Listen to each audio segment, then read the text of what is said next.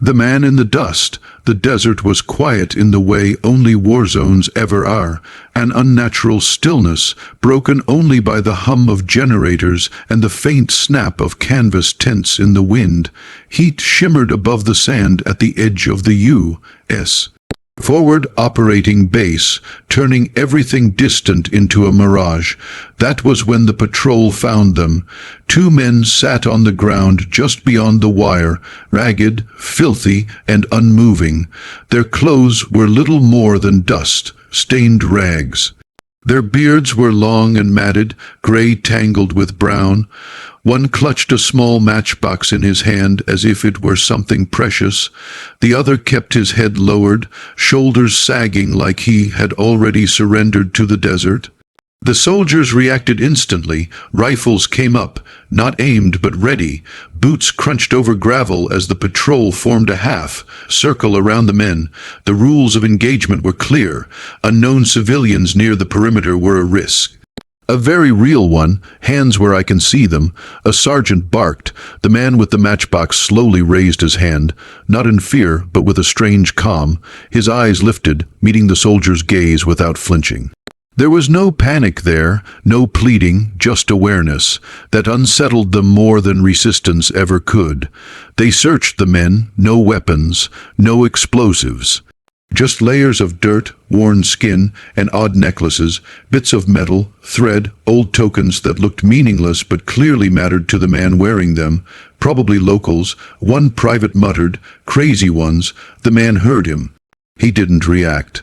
They escorted the pair inside the perimeter, seating them on the ground near a tent while command was notified. Soldiers watched from every angle. The Humvee idled nearby, its engine growling like a warning. Minutes passed. The second man kept his head bowed, trembling slightly, but the first, the one with the matchbox, sat upright, straight, backed, alert. His posture didn't match his appearance. A young specialist crouched near him, studying his face. "You hungry?" he asked. The man nodded once. The specialist handed him a bottle of water and an emery bar. The man accepted them slowly, respectfully. Before drinking, he glanced up at the soldier's name tape. "Thank you, specialist," he said, his voice rough but steady. The specialist froze. "You speak English?" "Yes, perfectly." The murmurs began. Another soldier noticed something else. Faint lines beneath the dirt on the man's forearm. He leaned closer, wiping gently with a cloth. It was a scar, not just any scar. It was surgical, clean, deliberate, the kind you see on soldiers. The air changed. The sergeant radioed command again, this time quieter. "Sir, you might want to come see this." When the senior officer arrived, he didn't shout. He didn't threaten. He observed. He walked slowly around the seated man, eyes sharp, trained to read body language the way others read books. He noticed the way the man tracked movement without turning his head, the way his breathing never spiked, the way his hands rested, relaxed but ready.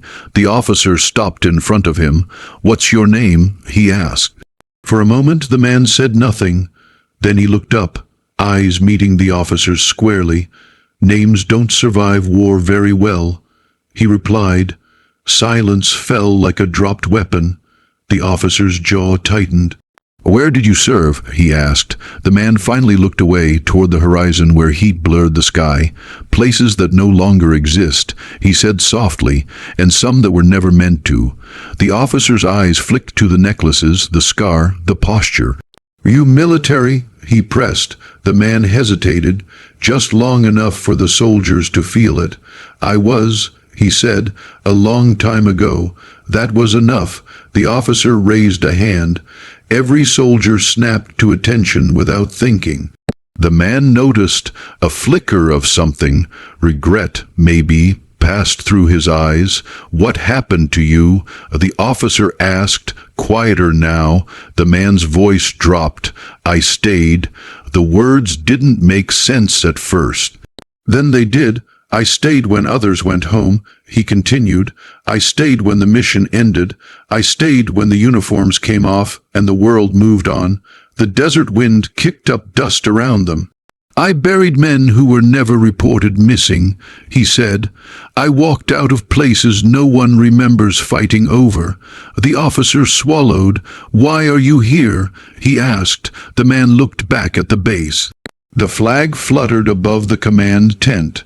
"To see if it still meant something," he said.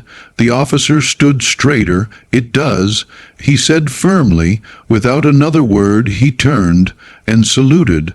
The sound of boots snapping together echoed across the camp as every soldier followed.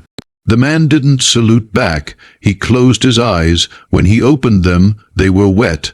Later, after food, water, and a medic's examination, the truth came out in fragments. He had been special operations.